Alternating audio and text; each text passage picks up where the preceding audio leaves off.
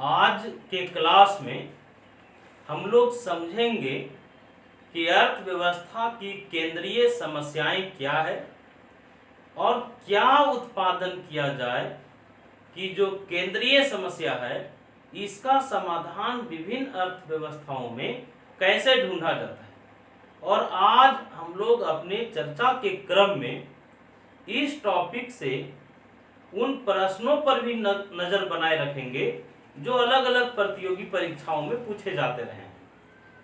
अब सबसे पहले हम लोग प्रारंभ करते हैं केंद्रीय समस्या से। केंद्रीय समस्या है क्या? जैसे अर्थव्यवस्था का स्वरूप चाहे जैसा भी हो, दुनिया के किसी भी देश के अर्थव्यवस्था का स्वरूप चाहे जिस तरह का हो, पूंजीवादी अर्थव्यवस्था हो, समाजवादी अर्थव्यवस्था हो या मिश्रित अर्थव्यवस्था हो, दुनिया के हर अर्थव्यवस्था को कुछ सामान्य समस्याओं का सामना करना पड़ता है। जैसे संसाधनों की सीमितता सभी अर्थव्यवस्थाओं में पाई जाती है और सभी अर्थव्यवस्थाओं में अनंत आवश्यकताओं को उन्हीं सीमित संसाधनों से पूरा करना होता है। मतलब अर्थव्यवस्था का स्वरूप चाहे जैसा भी हो, हर अर्थव्यवस्था को कुछ समस्याओं का सामना करना पड़ता है और उन समस्याओं का हल भी ढूंढना पड़ता है। केंद्रीय समस्या का मतलब है मूलभूत समस्याएं। ऐसे किसी भी अर्थव्यवस्था के सामने हजारों समस्याएं होती है, हजारों प्रश्न होते हैं अर्थव्यवस्था के सामने जिसका समाधान उसे ढूंढना पड़ता है। लेकिन कुछ केंद्रीय समस्याएं हैं, कुछ मूलभूत समस्याएं हैं जिन समस्याओं का सामना दुनिया के हर देश के अर्थव्यवस्था को करना पड़ता है। 3 प्रमुख केंद्रीय समस्याएं हैं और वो कौन कौन सी है? तो 3 केंद्रीय समस्या है। पहली समस्या है इसमें से क्या उत्पादन करें की समस्या। पहली केंद्रीय समस्या है क्या उत्पादन करें की समस्या। दूसरी समस्या है कैसे उत्पादन करें की समस्या। और तीसरी केंद्रीय समस्या है किसके लिए उत्पादन करें की समस्या। किसके लिए उत्पादन करें की समस्या। अब जो प्रश्न एक सरह पूछे जाते रहे हैं, कुछ वस्तुनिष्ठ प्रश्न जो यहाँ से बन सकते हैं उसको एक बार देख लिया जाए। जैसे प्रश्न बनता है कि क्या उत्पादन करें की समस्या का संबंध किससे है? तो क्या उत्पादन करें की समस्या का संबंध चुनाव करने की समस्या से है, चयन की समस्या से है। अब प्रश्न है कि कैसे उत्पादन करें की समस्या का संबंध किससे है? तो कैसे उत्पादन करें की समस्या का संबंध उत्पादन के तकनीकी के चुनाव से है। उत्पादन की तकनीकी के चुनाव की समस्या है ये। अब किसके लिए उत्पादन करें, इस समस्या का संबंध उत्पादन के वितरण की समस्या से है। अब देखिए यहां एक प्रश्न और बनता है, यहां से एक और प्रश्न तैयार हो सकता है कि क्या उत्पादन करें, कैसे उत्पादन करें और किसके लिए उत्पादन करें। ये जो 3 केंद्रीय समस्याएं हैं, इन तीनों केंद्रीय समस्याओं में वह कौन सी केंद्रीय समस्या है जो उत्पादन हो जाने के बाद उत्पन्न होता है? तो इसका सही जवाब है उत्पादन हो जाने के बाद किसके लिए उत्पादन करें कि केंद्रीय समस्या उत्पन्न होता है। हम लोग अभी तक चर्चा कर लिए कि 3 केंद्रीय समस्याओं में 2 केंद्रीय समस्या क्या उत्पादन करें और कैसे उत्पादन करें, इसका संबंध उत्पादन काम शुरू करने के पूर्व की समस्या से है। उत्पादन शुरू होने के पहले 2 केंद्रीय समस्याएं उत्पन्न होती है। कौन कौन? क्या उत्पादन करें की समस्या और कैसे उत्पादन करें की समस्या। जो तीसरी समस्या है किसके लिए उत्पादन करें, ये समस्या उत्पादन हो जाने के बाद की समस्या है। तो यहाँ से किस तरह के प्रश्न बन सकते थे हम लोग देख लिए। जैसे हम लोग चर्चा किए क्या उत्पादन करे की समस्या का संबंध किससे है, तो ये चुनाव करने से संबंधित समस्या है। कैसे उत्पादन करे की समस्या का संबंध किससे है, तो ये उत्पादन के तकनीकी के चुनाव की समस्या है। और किसके लिए उत्पादन करें, इस समस्या का संबंध राष्ट्रीय आय के वितरण की समस्या है। फिर हम लोग चर्चा किए कि इन तीन समस्याओं में दो समस्याएं ऐसी है जो उत्पादन शुरू करने के पहले उस समस्या का समाधान करना पड़ता है, और एक समस्या किसके लिए उत्पादन करें, इसका समाधान उत्पादन हो जाने के बाद शुरू होता है। आज हम लोग समझेंगे कि क्या उत्पादन करें, इस समस्या का समाधान अलग अलग अर्थव्यवस्थाओं में किस प्रकार से किया जाता है। जैसा कि हम लोग सभी जानते हैं कि दुनिया के सभी अर्थव्यवस्थाओं के सामने जो सबसे बड़ी आर्थिक समस्या है वो है क्या उत्पादन करें की समस्या। मतलब सभी देशों के पास जो संसाधन है, उत्पादन के जो साधन हैं वो सीमित मात्रा में है, लेकिन इन्हीं सीमित साधनों से असीमित आवश्यकताओं को पूरा करना होता है।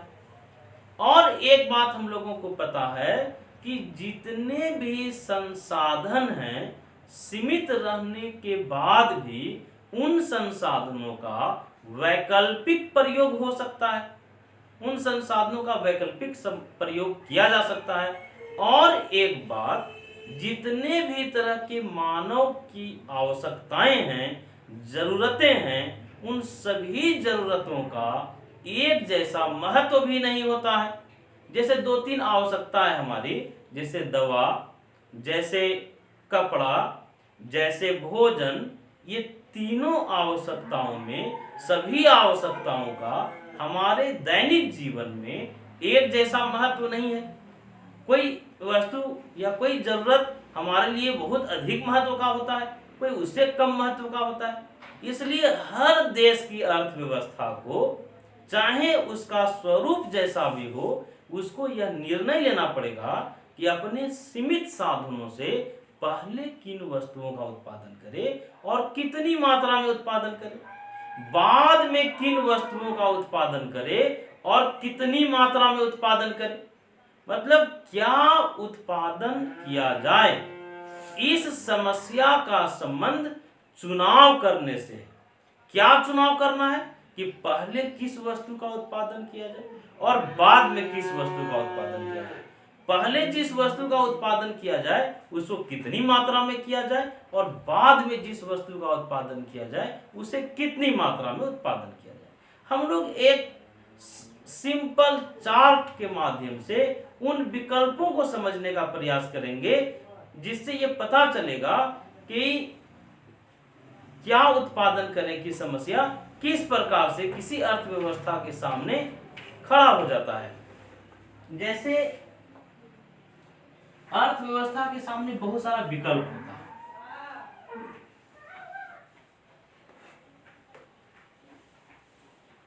विकल्प क्या है?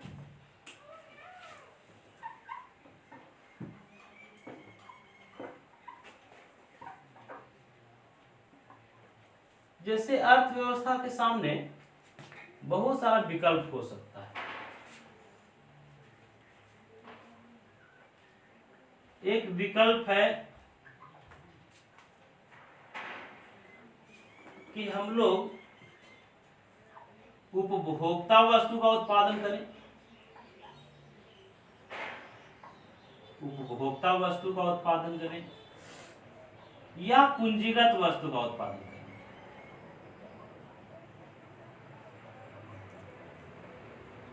पहला तो विकल्प है कि ये निर्णय लेना है कि पहले किसका उत्पादन किया जाए, उपभोक्ता वस्तु या पूंजीगत वस्तु। उपभोक्ता वस्तु जैसे कपड़ा, पूंजीगत वस्तु का उदाहरण है मशीन।